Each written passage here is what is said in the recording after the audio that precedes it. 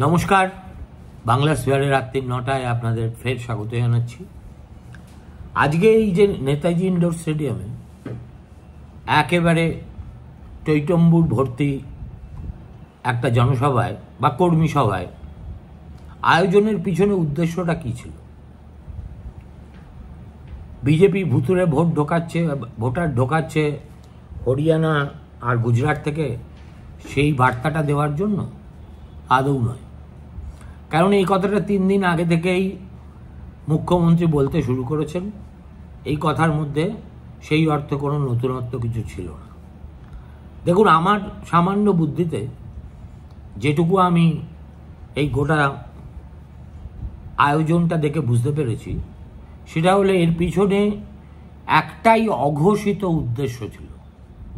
সেটা হচ্ছে পিসি ভাইপোর যে আবার পুনর্মিলন হয়ে গেছে, সেই বার্তাটা একেবারে কোচবিহার থেকে কাকদ্বীপ দলের সমস্ত কর্মীদের কাছে পৌঁছে দেওয়া।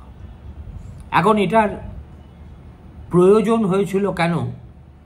প্রয়োজন হয়েছিল এই কারণে যে মাঝখানের কয়েক মাসে অভিষেক বন্দ্যোপাধ্যায়ের আচরণ দেখে এবং যেভাবে তিনি দলের যাবতীয় কাজকর্ম থেকে নিজেকে সরিয়ে রেখে একমাত্র শুধু ডায়মন্ড হারবারের স্বাস্থ্য শিবির নিয়ে মগ্ন ছিলেন, এবং তাকে দেখে মনে হচ্ছিল যে তিনি বোধহয় দল থেকে পরিত্যক্ত বা নিজের বিরক্তি থেকে দল থেকে নিজেকে সরিয়ে আনা এক সৈনিক হিসেবে ঘুরে বেড়াচ্ছিলেন।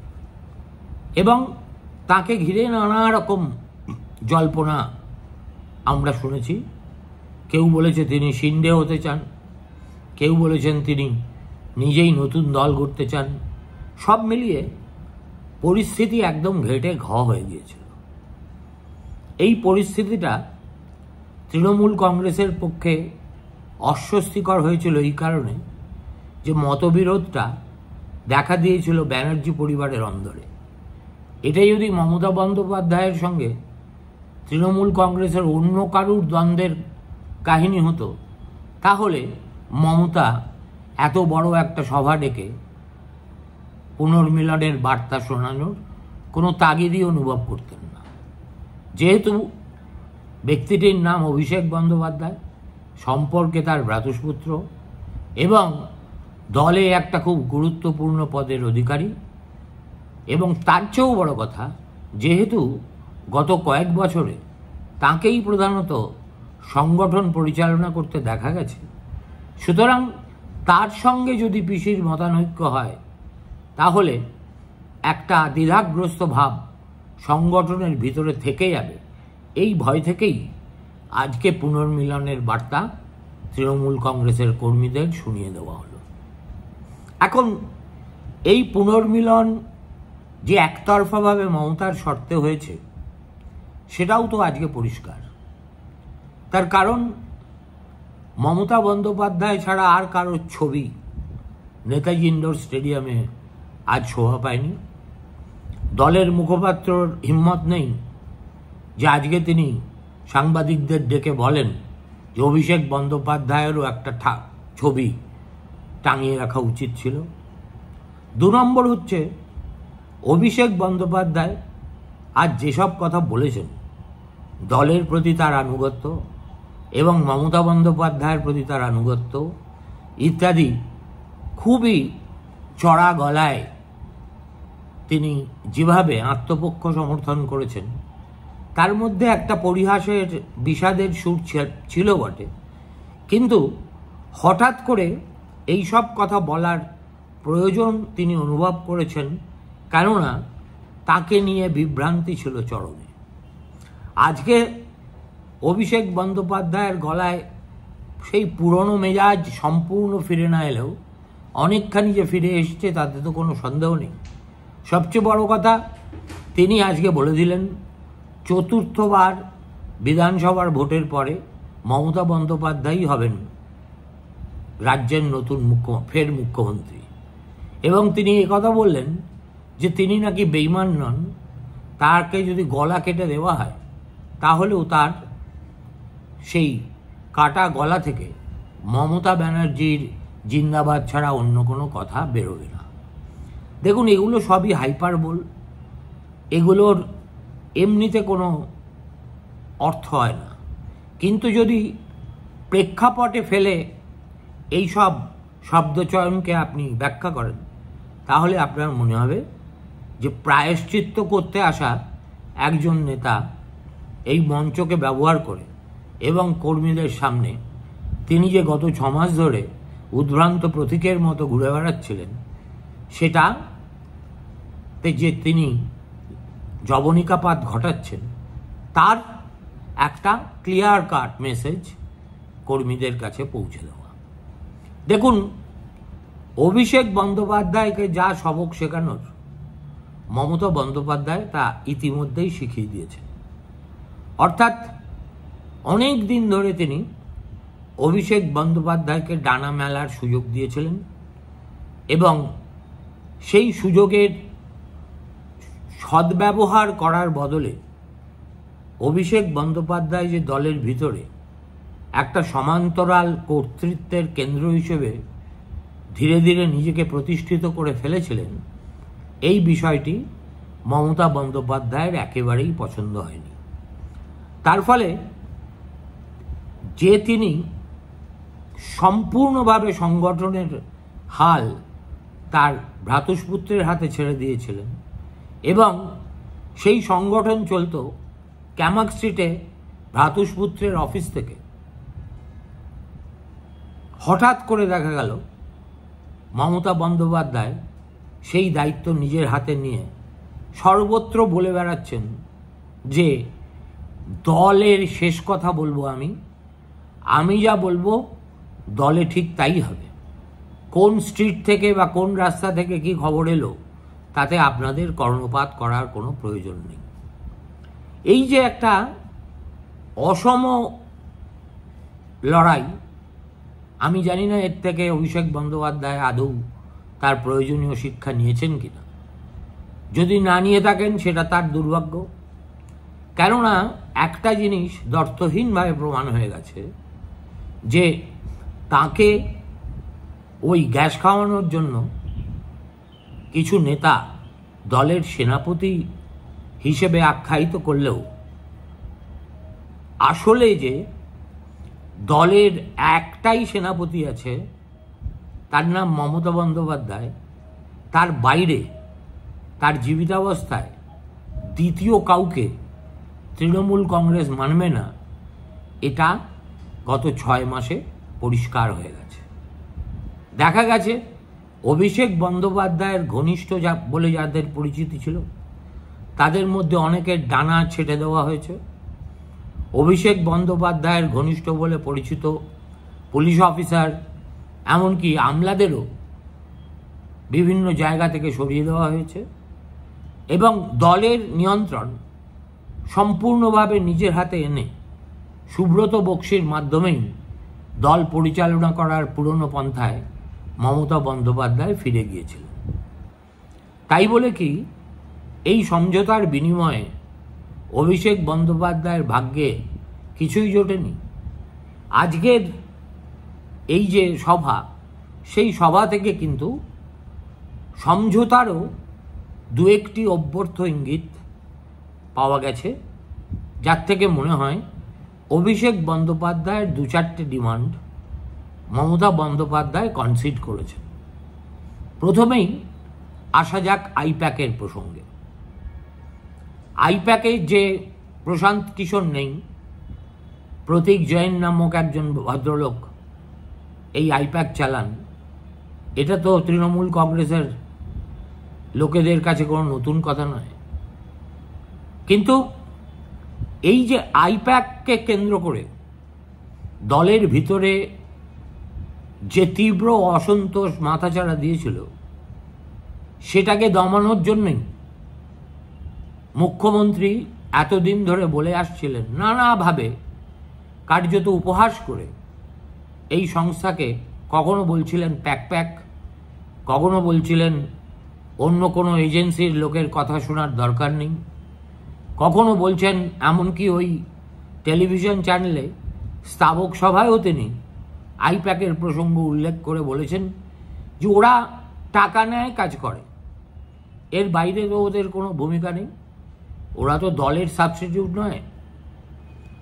সেই মমতা বন্দ্যোপাধ্যায় একেবারে সোজা 180 ডিগ্রি পাল্টি খেয়ে আজকে বললেন যে আপনারা শুনে রাখুন, এই আইপ্যাক প্রশান্ত কিশোরের আইপ্যাক নয়, নতুন ছেলেরা এটা চালাচ্ছে এবং এদের সঙ্গে আপনাদের সহযোগিতা করতে হবে।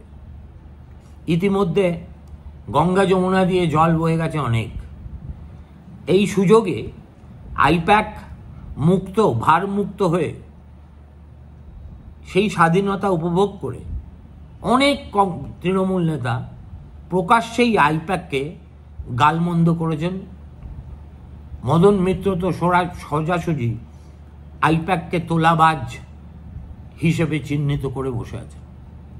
মদন মিত্র একটু বেপরোয়া মানুষ, তাই সত্যি কথাটা বলে ফেলেছেন, কিন্তু একই কথা তৃণমূল কংগ্রেসের অন্দরে কান পাতলেই আপনি তার প্রতিধ্বনি শুনতে পারবেন। সেই আইপ্যাকের একটা পুনর্বাসন অভিষেক বন্দ্যোপাধ্যায় তার পিসির সঙ্গে গত রবিবার একান্ত আলোচনায় পিসিকে রাজি করিয়েছে। সম্ভবত তিনি বুঝিয়েছেন যে 2021 সালে তৃণমূল কংগ্রেস যে চমকপ্রদ সাফল্য পেয়েছিল সেটা সম্ভব হয়েছিল এই আইপ্যাকের কারণে। এবং হয়তো তিনি একথাও বুঝিয়ে থাকতে পারেন যে তৃণমূল কংগ্রেস এমন একটা দল, এমন পাড়ায় পাড়ায় 10টা করে গোষ্ঠীতে বিভক্ত দল, যে সেখানে যদি বাইরে থেকে কোনো একটা পেশাদারি সংস্থার নজরদারি না থাকে তাহলে জমিতে বাস্তবতা কি, কে কোথায় কি করছে না করছে, কে বিজেপির সঙ্গে গোপনে হাত মিলিয়ে কাজ করছে বা করছে না, এর একটা যদি পরিষ্কার ছবি আমাদের পেতে হয় তাহলে আইপ্যাকের সাহায্য আমাদের জরুরি। দেখুন, এই যে দোকান খুলে বসা পলিটিক্যাল সোকল স্ট্র্যাটেজিস্টদের ব্যাপার, এটা কিন্তু আজকে ভারতবর্ষে ওই ফ্রিবিজ পলিটিক্সের মতোই একটা একটা একটা দস্তুর হয়ে গেছে বললেই বোধহয় ঠিক বলা হবে। এই তো আপ সেদিনকে দিল্লিতে তারাও নিয়োগ করেছিল আইপ্যাককে। অরবিন্দ কেজরিওয়াল গোহারান হেরে গেছেন, সেটা পরের কথা। আজকেই সম্ভবত দেখছিলাম তামিলনাড়ুর উঠতি নেতা, খুব জনপ্রিয় অভিনেতা বিজয়, তার কর্মীদের সঙ্গে উপর থেকে হাত নাড়ছেন আর তার পাশে দাঁড়িয়ে আছেন হুঁকোটি বাড়ায় রয়েছে দাঁড়ায় ব্যাটা বুদ্ধির ঢেকির মতো প্রশান্ত কিশোর। এইরকম বিজেপি, কংগ্রেস, সব দলই, ডিএমকে, তেলুগু দেশম, কোনো দল বাকি নেই, বিজেডি, যারা কোনো না কোনো এই ধরনের সংস্থার সাহায্য না নিয়ে সাম্প্রতিককালে ভোটে লড়েছে। অতএব তৃণমূল কংগ্রেস যখন শিয়রে সংক্রান্তি, তখন সম্পূর্ণভাবে তাদেরকে কেটে দিয়ে দলের উপর নির্ভর করেই শুধু ভোট পরিচালনা করার ঝুঁকি নিতে চায়নি, এবং সেটা সম্ভবত অভিষেক মমতা বন্দ্যোপাধ্যায়কে বোঝাতে সক্ষম হয়েছে। তার আগেই অবশ্য আমরা দেখেছি আইপ্যাকের যে বর্তমান কর্ণধার প্রতীক জৈন নামের যুবাটি, তিনি নবান্নে গিয়ে মুখ্যমন্ত্রীর সঙ্গে দীর্ঘ বৈঠক করেছিলেন। তারপর বৈঠক হয়েছে মমতা বন্দ্যোপাধ্যায়ের সঙ্গে অভিষেকের। সুতরাং অভিষেকের দিক থেকে যদি কোনো রকম বড় প্রাপ্তি কিছু হয়ে থাকে তাহলে সেটা আইপ্যাকের পুনর্বাসন। এবার দেখার সেটা হলো আইপ্যাককে কে ব্যবহার করবে? অভিষেক বন্দ্যোপাধ্যায়ই ব্যবহার করবেন, না অভিষেক বন্দ্যোপাধ্যায়ের হাত থেকে কেড়ে নিয়ে আইপ্যাক এর উপর নজরদারি করবেন স্বয়ং মমতা বন্দ্যোপাধ্যায় নাকি সুব্রত বক্সী? এই বিষয়টা আজকের সভা থেকে পরিষ্কার হয়নি, কিন্তু আইপ্যাক থাকছে এবং যে ভদ্রমহিলা 7 দিন আগে পর্যন্ত দলীয় কর্মীদের জেলায় জেলায় গিয়ে আইপ্যাকের কারুর কথা না শোনার বার্তা দিয়েছিলেন, তিনি আজকে ঠিক উল্টে গিয়ে বললেন আপনারা সকলে কিন্তু আইপ্যাকের সঙ্গে সহযোগিতা করে চলবেন। তৃণমূল কংগ্রেসে মমতা বন্দ্যোপাধ্যায়ের পক্ষে এই ধরনের পাল্টি খাওয়া সত্যি কথা বলতে কি একেবারে তুড়ি মেরে তিনি পাল্টি খেতে পারেন। দ্বিতীয় আরেকটা কনসেশন যেটা সম্ভবত অভিষেক আদায় করেছেন, সেটা হলো তার ঘনিষ্ঠ বলে পরিচিত যে 2-4 জন তৃণমূলের নেতাকে কাঁচি করে দেওয়া হয়েছিল, তাদের আবার দেখলাম ওই জাম্বো কমিটিতে তাদের মধ্যে কাউকে কাউকে জায়গা করে দেওয়া হয়েছে। অর্থাৎ এটাও হলো তাদের দলে পুনর্বাসনের একটা ইঙ্গিত। এর বাইরে অভিষেক কতটুকু কনসেশন পেলেন, ফের তিনি সমূর্তি ধারণ করে সংগঠনের বলগা নিজের হাতে নেবেন কিনা, এগুলো জানার জন্য বোঝার জন্য আমাদের অপেক্ষা করতে হবে। কিন্তু মমতা বন্দ্যোপাধ্যায় অভিষেকহীন তৃণমূল কংগ্রেসের যে কাঠামো গত 6 মাসে ধীরে ধীরে তৈরি করেছেন, সেটা যদি আবার ডিস্টার্ব হয়ে যায় তাহলে কিন্তু বিপত্তি আসতে পারে অন্য জায়গা থেকে। অতএব আগে গেলেও তাকে বাঘে খাবে, পিছনে গেলে কুমির খাবে। এইরকম একটা অবস্থায় আইপ্যাককে নিয়ন্ত্রণ করার প্রশ্নটা দলের অন্দরে একটা খুব জরুরি বিষয় হয়ে দাঁড়িয়েছে। সেই চ্যালেঞ্জটার মোকাবিলা মমতা বন্দ্যোপাধ্যায় কীভাবে করেন আমরা তার জন্য অপেক্ষা করব। তারপরে এই যে অভিষেক বন্দ্যোপাধ্যায়ের ভাষণে আজকে আনুগত্যের মূর্ছনা শুধু ছিল তাই নয়, সেই পুরনো কথা যে কোনো অভিযোগ আমার বিরুদ্ধে প্রমাণিত হলে আমাকে কাউকে কিছু করতে হবে না, আপনারা একটা ফাঁসির মঞ্চ তৈরি করবেন, আমি গিয়ে সেখানে গলায় ফাঁস দিয়ে দেবো ইত্যাদি ইত্যাদি, এইসব ছেদ কথার আবার পুনরাবৃত্তি করেছেন।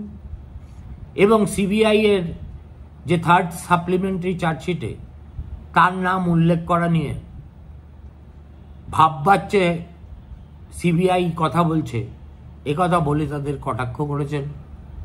আর মমতা বন্দ্যোপাধ্যায় তো আরও চড়া সুরে বলেছেন ভোট এলেই দেখবেন তৃণমূলের কারা কারা চোর সেটা প্রতিষ্ঠা করার চেষ্টা হয়, চার্জশিট জমা পড়ে, লোককে জেলে ভরা হয়।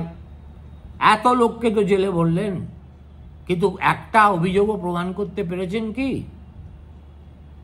আরে অভিযোগ তো প্রমাণিত হবে ট্রায়ালে, বিচারই হলো না আর অভিযোগ প্রমাণিত হয়ে যাবে, এটা তো কখনো হয় না। এখন আমরা এমন একটা দেশে বাস করি যেখানে দুর্ভাগ্যজনকভাবে মানুষকে the process itself is the punishment. সেটা তৃণমূল কংগ্রেসের নেতাদের ক্ষেত্রে এমন সত্যি, তেমনি আমাদের আমজনতার ক্ষেত্রেও সত্যি। ফলত জেল খাটার সঙ্গে অপরাধী সাব্যস্ত হওয়ার কার্যকারণ কোনো সম্পর্কই নেই। সুতরাং কিছু প্রমাণ করতে পারলেন কি পারলেন না সেই স্টেজ এখনো আসেনি। সেই স্টেজ শুরু হবে একবার বিচার প্রক্রিয়া শুরু হওয়ার পরে। এছাড়া আমি বুঝতে পারি না মমতা কিংবা অভিষেক তারা হঠাৎ হঠাৎ সিবিআই বা ইডির উপর এত ক্রোধ প্রকাশ করেন কেন? আজ পর্যন্ত কি সিবিআই বা ইডি তাদের বিরুদ্ধে কোনো কোয়ার্সিভ অ্যাকশন নিয়েছে?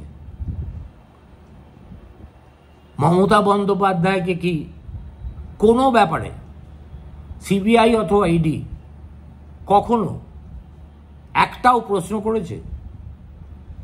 বরঞ্চ আমরা দেখে আসছি যে সিবিআই এবং ইডি এরা গত কয়েক বছর ধরে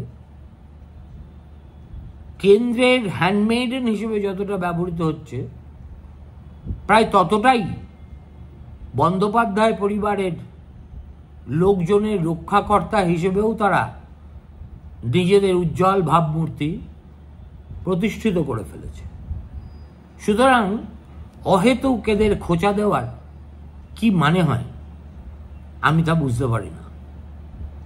তবু এই যে কথা বলা যে আমি বেঈমান নই, আমি বেঈমানি করিনি, কোনোদিন আমি করব না, এটসেট্রা এটসেট্রা, এটাও ওই চার্জশিটে নাম থাকার জবাবে প্রেস স্টেটমেন্ট দেওয়ার মতোই ঠাকুর ঘরে কে আমি তো কলা খাইনি কেস হয়ে গেছে। তৃণমূলের অন্দরে একজনও কি অভিষেক বন্দ্যোপাধ্যায়কে বেঈমান বলেছেন কখনো?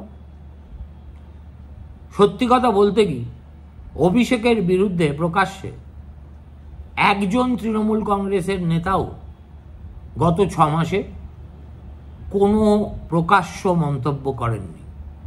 ব্যক্তিগত স্তরে কে কি বলেছেন আমি বলতে পারবো না, কিন্তু একদল লোক তার পক্ষেই বলেছেন, আর বেশিরভাগ এই প্রশ্নে নীরব থেকেছে। কেননা যারা তৃণমূল কংগ্রেস করেন তারা আর কিছু বুঝুন না বুঝুন, প্রথম জিনিস যেটা বোঝেন সেটা পয়দা, আর দ্বিতীয় জিনিস যেটা বোঝেন সেটা হচ্ছে পিসি ভাইপোর অভ্যন্তরীণ সম্পর্ক নিয়ে মন্তব্য করা আর আগুনে ঝাঁপ দেওয়া, এটা একই ব্যাপার। কিন্তু আজকে অভিষেকের গলায় প্রতিশোধ নেওয়ার কিছুটা প্রত্যয়ও কিন্তু শোনা গেল। তিনি দাবি করলেন মুকুল রায় এবং শুভেন্দু অধিকারী যে গাদ্দার, সেটা নাকি তিনি দলের ভিতরে সবার আগে চিহ্নিত করতে পেরেছিলেন। একদম ভুল কথা, তবু দাবি করলে তো কিছু করার নেই। আর আজকে মুকুল অসুস্থ হয়ে বাড়িতে বিছানায় শুয়ে আছে, কার্যত চলৎশক্তিহীন, বোধবুদ্ধিহীন অবস্থায়, almost like a vegetable status. আর শুভেন্দু তো বীর বিক্রমে বিজেপি করছে এবং বাঙালি হিন্দু আনাকে জাগ্রত করার সব রকম চেষ্টা চালিয়ে যাচ্ছে। এবার এইটুকু বলেই যদি তিনি থেমে যেতেন তাহলে কিন্তু কোনো অসুবিধে ছিল না। অভিষেক একই সঙ্গে বলে দিয়েছেন যে কারা কারা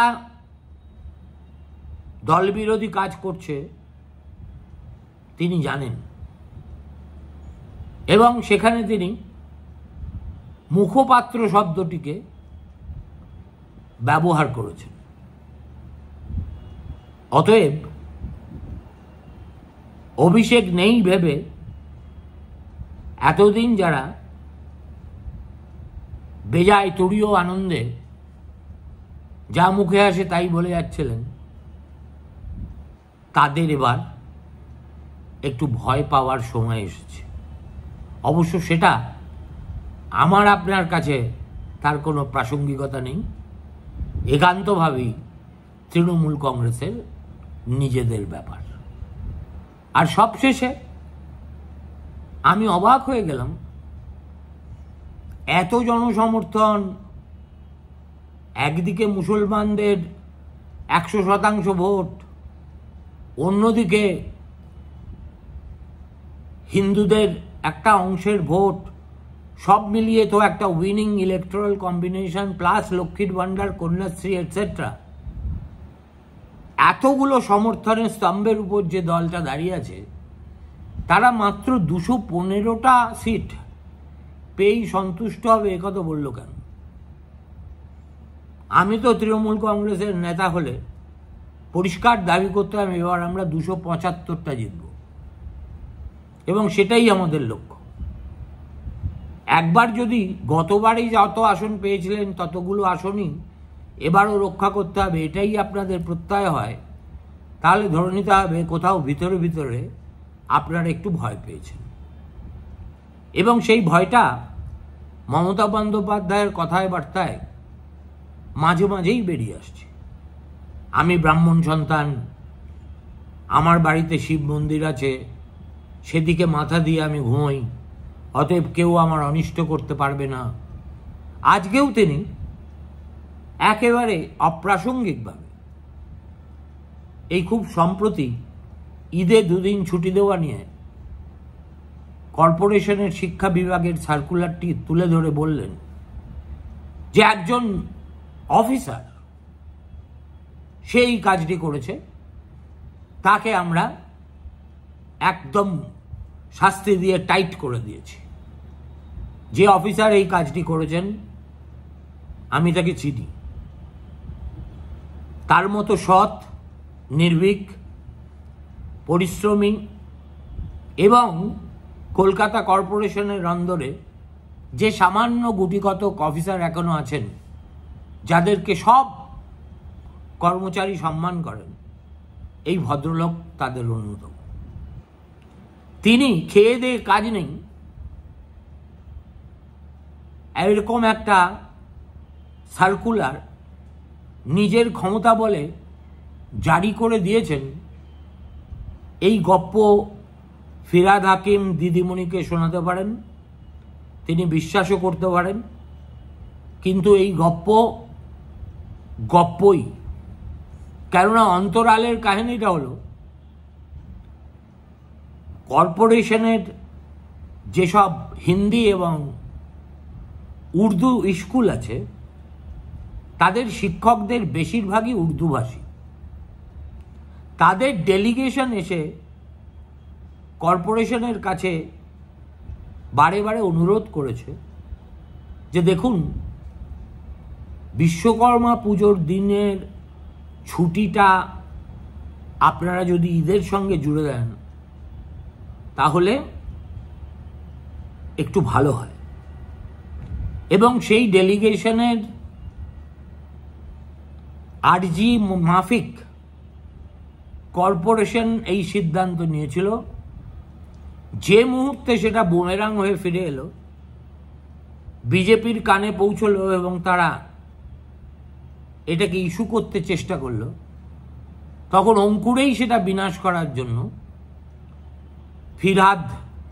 জনাব ফিরহাদ হাকিম, যিনি তার এই মেয়র থাকাকালীন অবস্থায় তার নিজস্ব ধর্মীয় সম্প্রদায়ের স্বার্থ রক্ষা করা ছাড়া কার্যত কোনো কাজ করেননি, তিনি একজন সৎ, দক্ষ, নির্ভীক এবং প্রবীণ অফিসারকে বলির পাঁঠা করলেন।